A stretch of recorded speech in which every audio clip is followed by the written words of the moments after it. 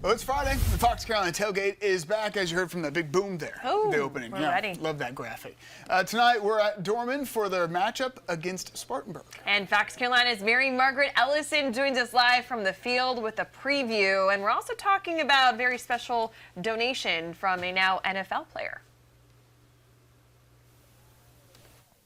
That's right, Tori and Justin. I know that high school football did take a little bit of a break last week, but I am joined now by Dorman head coach Jake Morris, and I know that it did take a break, and there was a lot of devastation in Spartanburg County due to the hurricane. How has your team been able to respond to this, the recovery, especially you and your staff as well?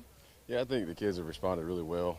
We checked on throughout the break. We were gone for 12 days from school and practice, so we're checking on them, staff reaching out to all the position groups, sending out big group texts to all of them.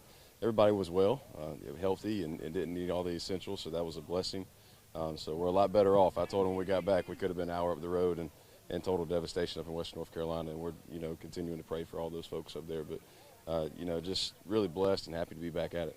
So I know that you've probably heard that former Gamecock, former Chapman alum, now 49er Debo Samuel actually donated $20,000 in hurricane relief, and I know him being that big part of Spartanburg County. What does that mean for you personally, because I know you probably know him well?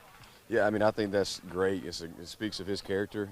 Great man for doing that. I'm really proud of what he's done and what he's brought to this community and this county, just all his success on the field and then what he does off the field too. So of course we have to talk about this big rivalry game. I went to Easley. I know the Easley-Pickens game is a big rivalry, but nothing compares to this Dorman and Spartanburg County rivalry. So I know that for you, you've been a player in this rivalry. You've been an assistant coach. Now you're a head coach. What does this mean? And of course, coming back from what has happened, what does this mean for this team knowing you're facing this Spartanburg team? It's a big game. I think every game we play is a big game, but this one has a little bit extra to it. I think this is probably my 15th time in this rivalry, so it's a lot of fun. Community loves it, the kids love it, but at the end of the day, it's a ball game that we got to play, and they're big in our region, and we said must win for us tonight.